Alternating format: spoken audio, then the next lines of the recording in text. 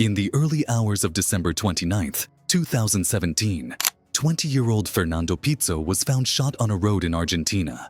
Paramedics arrived as quickly as they could, but unfortunately, Fernando passed away before reaching the hospital. At first, the police thought that Fernando had been the victim of robbers, but when they noticed that nothing had been taken from him, the investigation took a different direction. This direction led the police to a person above suspicion and close to Fernando. This person ended up becoming one of the youngest people to be sentenced to life in prison in Argentina, in a case that became one of the most famous and emblematic in the country. Fernando Gabriel Pizzo was born on January 3, 1997, in Entre Rios, a province located in Argentina. He was the son of Gustavo Pizzo and Silvia Mantis, who separated when he was still young. Despite this separation, the former couple maintained a good relationship so that Fernando and his sister Carla had a normal and pleasant childhood. Fernando was described as an extroverted boy who was passionate about different subjects. He was very attached to his family and also to his friends. According to reports, he used to make friends easily and was considered a funny kid. In 2012, something happened in Fernando's life that made him very happy. He started dating one of the most popular girls at his school. She was 14 years old at the time, making her a year younger than him. This girl was Nahir Mariana Galarza. Nahir was born on September 11, 1998, daughter of the couple Marcelo Galarza and Yamila Crow, who, in addition to her, have another son called Aaron. Nahir was popular at school due to her physical beauty, which caught the attention of many. Her mother is a former police officer and her father was a senior police officer in the city where they lived. The family lived in Gualeguaychú, a city 15 miles from the border with Uruguay and which has a population of around 100,000 inhabitants. According to sources, because they were authorities and had a certain influence in the city where they lived, Nahir's parents usually freed the girl from any trouble she got into. The girl even boasted to her schoolmates that her father could get her out of anything. Nahir was described as a spoiled and vain girl who usually got whatever she wanted. According to some people close to the family, Nahir's mother acted more like a friend of the same age than a responsible mother. The woman used to ignore everything her daughter did wrong and sometimes even encouraged her to do things that were reprehensible in the eyes of most people. Thus, the only authority in the family home was Nahir's father. In the words of psychologist Gabriel Cartana, who later analyzed the case, both Nahir and her mother saw the man more as an idol, a god. Apart from her father, Nahir did not respect any other authority. But despite this flawed upbringing, Nahir was a hardworking girl at school. She was on the hockey team, was the queen of a carnival float, and did very well at school. Therefore, many who did not have very close contact with her family to know what was going on believed that the girl was a good person. Nahir was extremely desired by her schoolmates due to her beauty, as I already mentioned. The boys did everything they could to get some of her attention, and she took full advantage of it. Nahir also used to bully other students. She had a habit of humiliating and laughing at her colleagues who she considered ugly or inferior to her. On one occasion, after a girl rented a dress similar to the one Nahir wore to her 15th birthday party, Nahir became extremely angry and said that the girl did it just to attack her. Nahir then started making fun of this girl on Facebook and insulting her in private messages. Nahir even threatened the girl, telling her to give up wearing the dress. According to students at the same school as Nahir, this kind of thing happened whenever Nahir felt uncomfortable around other people. She used threats to intimidate others.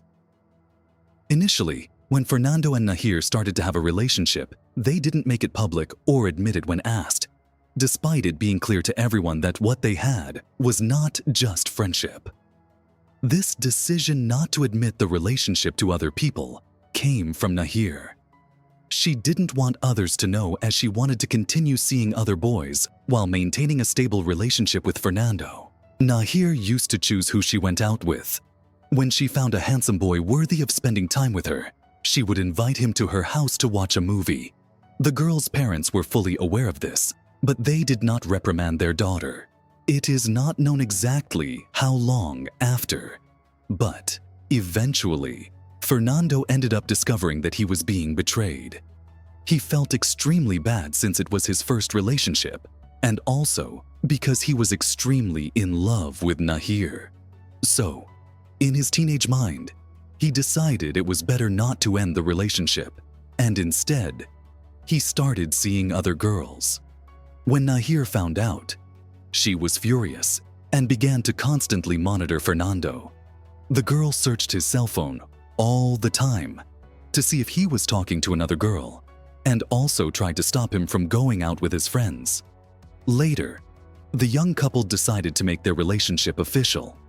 This made Nahir's parents relieved, as their daughter would no longer take other boys home. Her parents even gave some support to their daughter's relationship with Fernando, as they believed that Fernando was responsible, and this would make Nahir less rebellious. In 2016, Nahir's parents decided to take a trip to Brazil, a country that neighbors Argentina. They were going to take Nahir and took the opportunity to invite Fernando to spend the holidays with them. At that time, the young couple's relationship had lasted some time and was more consolidated. Statements on social media and photos showing the two always together were frequent and gave an air of good coexistence. However, this did not last long, and problems began to arise in the relationship again. It is said that the betrayals between the two still continued, and they fought all the time. They separated and then got back together, something that made the relationship between the two increasingly unstable. In 2017, after completing high school, Nahir began studying law at the University of Concepción del Uruguay. There, the girl began having an affair with a teacher, a colleague named Hin, and another named Rafael. She even told her friends that she was dating Rafael, all this while maintaining her relationship with Fernando. At that time, Fernando's friends, who already knew all the troubled history involving the couple, encouraged him to end the relationship, but Fernando didn't want to listen to his friends and continued with the relationship. At the end of 2017, more specifically in December, Fernando realized that his relationship with Nahir would never work, and with that, he started giving signs to the girl that he no longer wanted to date her. Upon noticing these signs, Nahir told Fernando that if he left her, he would get hurt. To intimidate her boyfriend, Nahir took advantage of the bruises on her body that she acquired playing hockey to spread the rumor that Fernando had attacked her.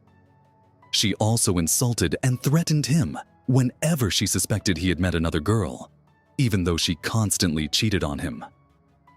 On December 25th, 2017, something happened that made Fernando finally make a decision about dating.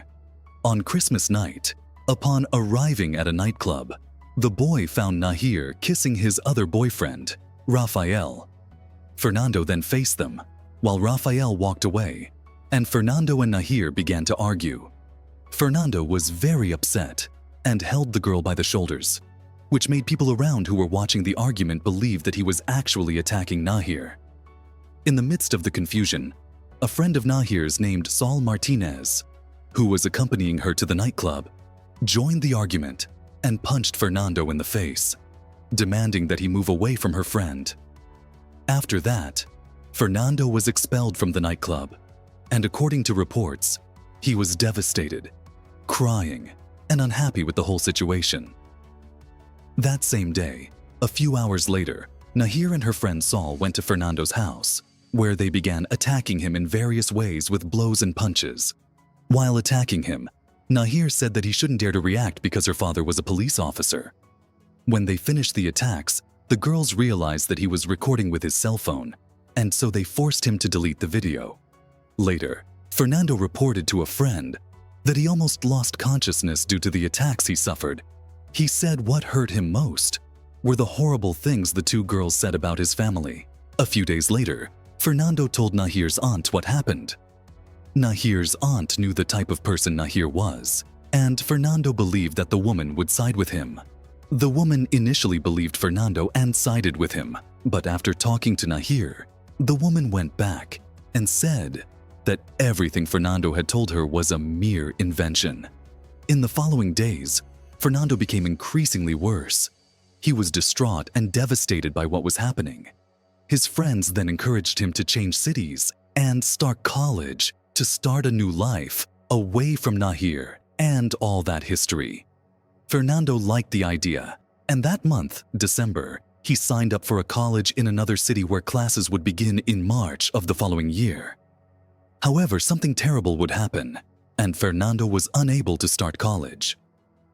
On December 28, 2017, Fernando would have his last conversation with Nahir. Apparently, he wanted to end the bond the two had once and for all. In the conversation, he allegedly told the girl that he wanted absolutely nothing more to do with her and that he was going to start a new life. In the early hours of the next day, around 2 a.m., Nahir went to Fernando's house, saying she didn't want to lose him and asking to spend the night with him, even if it was for the last time. Fernando accepted the request, and the two went to spend the night at Nahir's house. According to sources, Fernando stayed at the girl's house for around 3 hours and had intimate relations with her. After that, he said goodbye and left her house. Towards his motorcycle, Nahir then accompanied him and asked if he could do one last favor for her, which was to give her a ride to her grandmother's house. Fernando agreed and waited for the girl to enter the house and return. Inside the house, Nahir took an M.I.M. pistol that belonged to her father and hid it in her pocket. Halfway through, in a dark and remote place, Nahir asked Fernando to stop. Fernando naively obeyed the request, while Nahir got off the motorcycle and shot Fernando in the back. The shot caused him to fall to the ground next to his motorcycle. To ensure that Fernando would not survive, Nahir approached him and shot again at point-blank range. After that, Nahir started looking for the capsules at the crime scene so as not to leave evidence, but she was unable to find them all. Later, the police would find one of these capsules near the crime scene. A taxi driver passed by the crime scene at the exact moment Nahir was collecting the capsules. However, he said he saw a guy lying down with a girl crouching next to him and thought at that moment that it was nothing serious. After the crime, Nahir returned to her house on foot. She was caught on a security camera at 5:22 a.m., walking calmly. When she got home, she put her father's gun back in its place, took a shower, and went to sleep. A few minutes after Nahir left the crime scene, the same taxi driver who had passed by the scene minutes before returned there and saw Fernando lying alone in the middle of the street. The taxi driver then stopped his vehicle, got out, and went to see what had happened. As he approached Fernando, the taxi driver realized he was badly injured and quickly called emergency services.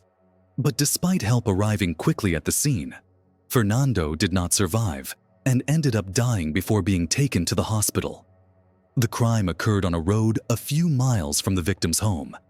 Initially, as soon as they received the first information about the crime, the police believed that Fernando had been the victim of a robbery. However, as soon as they arrived at the scene of the crime to begin investigations, the police realized that none of the victim's belongings had been taken. Fernando still had his cell phone, his wallet, his money, and his vehicle was still at the scene. Therefore, the police decided to follow another line of investigation, in which the criminal's objective was simply to take Fernando's life. A few hours after the police began investigations, news about the crime began to spread throughout the city of Gualeguaychú. In a short time, almost all residents were aware of what had happened to young Fernando Pastorizo, just 20 years old. Before receiving the news of what had happened to her son, Sylvia, Fernando's mother, called Nahir to ask if she knew where he was, as Fernando had not returned home. Nahir obviously lied and said that the last time she saw Fernando was around 11 p.m. A few hours later, Sylvia received a call from the police informing her of what had happened to her son. The woman, along with Fernando's father, were devastated. As soon as the news about what had happened to Fernando began to spread, Nahir took advantage and made a post on her social networks, regretting what had happened. In that same post, Nahir wrote that despite the ups and downs of her relationship with Fernando, he was always the love of her life, and she would love him forever. During the investigations, the police discovered that the route Fernando was taking that day on his motorcycle was not his usual route. Fernando did not usually drive on that road, and this made the police believe that the victim was lured to that location. Still, during the investigations, Nahir was called to give a statement as she was one of Fernando's closest people. In conversation with the police, Nahir suggested that the person responsible for the crime could be a relative of Fernando or one of his best friends who worked as a police officer.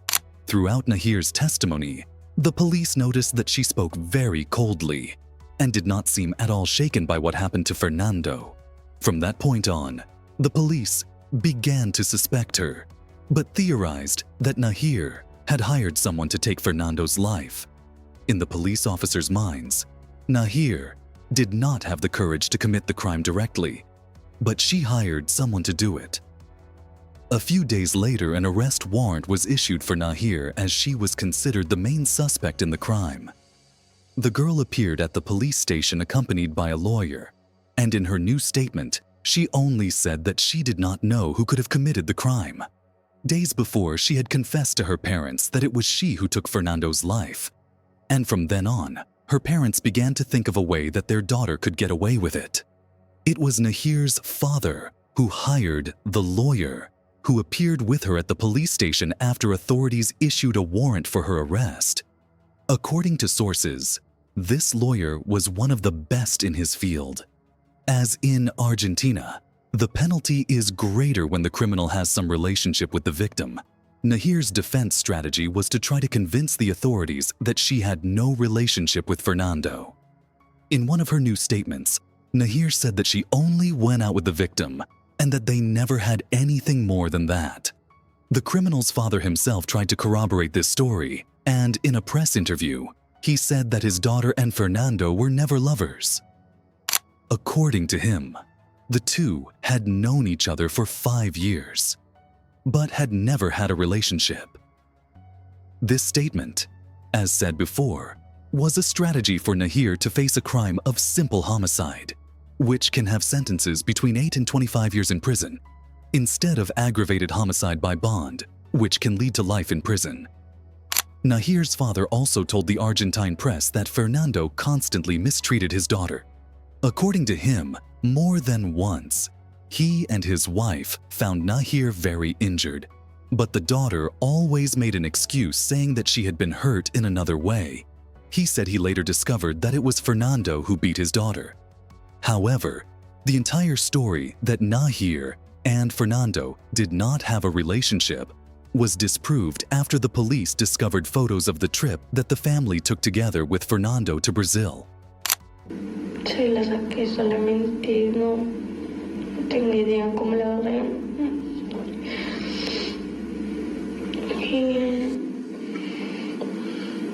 Y en el momento que se la saqué, él se dio cuenta y en la moto.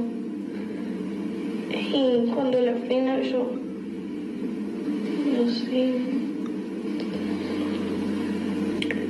yo de repente me había quedado aturdida y nos caímos los dos al costado y enseguida cuando me quedé aturdida y esos fueron los dos disparos, pero fueron los segundos nada más. Fue todo rápido. In addition to photos, there were also several videos showing Fernando and Nahir swearing in love. When this evidence contradicted her, Nahir changed her version once again. She said that she had a relationship with Fernando, but that he constantly attacked her, and that on the day of the crime, Fernando took her father's gun and forced her to go with him on the motorcycle.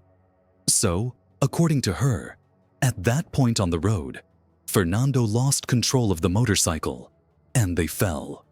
With that, she managed to take the gun away from him when she accidentally fired the gun, hitting Fernando in the back. After that, she said she was scared and didn't know what to do, so she ended up shooting Fernando again, by accident. Although the version given by Nahir was quite fanciful and full of holes, several people supported it. Campaigns led by her friends were launched on the internet calling for her freedom. Subsequently, several feminist groups held protests demanding Nahir's release. In the meantime, Nahir asked her friend Sol Martinez to testify on her behalf and confirmed that Fernando constantly attacked her. However, this strategy ended up going wrong as the police took advantage of Sol Martinez's statement to ask several other questions, causing Nahir's friend to contradict herself. Fernando's close friends were also called to give evidence, and most of them said that Fernando suffered a lot at Nahir's hands. These friends also told about the day Nahir and Sol Martinez beat Fernando. Throughout the process, Nahir was treated like a celebrity by the Argentine media. Her name was trending on every network in the country, and it seemed like she liked it. The case had enormous repercussions throughout Argentina and also in other countries in South America. Fernando Pito was buried in the Guu cemetery in a ceremony attended by hundreds of people. In June 2018, the trial of Nahir Galarza began in court. Nahir's defense continued formulating new narratives to try to convince everyone that Fernando was violent. However, the defense did not count on a turnaround that not only surprised the defense, but also the prosecution. Gabriel Cartana, the psychologist hired by Nahir's defense to carry out a clinical analysis and determine that Nahir did not have a relationship with Fernando and that she suffered violence from him, ended up turning against the defendant. Gabriel told the court that Nahir was an extremely spoiled and manipulative person and that she did have a relationship with Fernando and never suffered violence from him. After this statement, Gabriel was dismissed by the defense and prevented by them from disclosing his clinical reports regarding Nahir. The defense still tried to reverse the situation, but it was unsuccessful. Everything indicated that Nahir would be found guilty and convicted of the crime. It was then that on July 3, 2018, Nahir Galarza was found guilty and sentenced to life in prison for the crime against Fernando Pito. The criminal must be imprisoned for at least 35 years before being eligible for parole. A few days after Nahir Galarza's conviction, several feminist groups held protests in several cities in Argentina, demanding that the criminal sentence be reviewed. However, these protests had no effect, and the sentence was maintained. In her first interviews after being arrested, Nahir spoke about the crime as if what had happened to Fernando was something supernatural, with no one responsible. She said she felt extremely sad in prison, especially on weekends because she couldn't go out dancing and drinking. Because she was young, had parents with a certain influence, and had a highly publicized case, Nahir managed to be sent to a different prison. It is a prison called a farm, where there are no bars and cells, but only rooms where many recreational activities are carried out. There, you can study and spend time with friends in addition to supposedly having access to your social networks. This photo, according to some sources, was taken from inside the prison and posted on social media. In the caption of the photo, she says, "Serving this damn sentence." As far as we know, Nahir entered into a new relationship with a man named Matias, whom she met when this man went to visit his grandmother, who was also an inmate in the same prison as Nahir. In August 2019, the Criminal Cassation Chamber of Concordia rejected the appeal filed by Nahir's defense. That same year, it was reported by the media that Nahir was practicing several prison activities, including the study of psychology. In March 2020, the Supreme Court of Justice of Entre Rios rejected another appeal by Nahir's defense. In January 2022, something somewhat unexpected happened. Nahir changed lawyers and, with the support of her mother, accused her own father of being truly responsible for the crime. Nahir claimed that it was her father who took Fernando's life, and in order to avoid going to prison, he asked his daughter to take responsibility for the crime, saying that with his influence, he would soon get her out of prison. Nahir even made a post on her social media from inside prison, remembering her 15th birthday party with photos and text.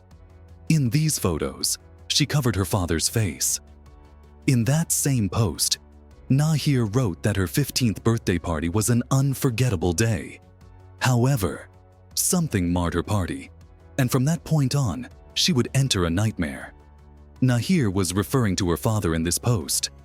After this accusation by his own daughter, and with the support of his wife, Marcelo divorced and decided to isolate himself. The man left the police, lost more than 33 pounds, and went to live on a small farm in Gualeguaychú. In a statement, Marcelo said that he was destroyed, that his family was taken from him, and that everything was very difficult. Currently, Marcelo is dedicated to raising chickens and only keeps in contact with his son Aaron, who, according to him, has been very supportive. According to authorities, there is no indication that Marcelo Galarza is the perpetrator of the crime that killed Fernando Pito. These allegations by Nahir and her defense are clearly a desperate attempt to free the criminal from jail. Another strategy that was reported by some media outlets was that Nahir was supposedly pregnant, but this pregnancy did not continue. In May 2024, the film Nahir was released on Amazon Prime Video. According to some critics, the film is completely distorted and tries to turn Nahir Galarza into a victim. And despite being based on real events, the story was changed so much that everything became mere fiction. Currently, Nahir Galarza is incarcerated in a women's prison in Argentina and is the youngest woman in the country's history to be sentenced to life in prison.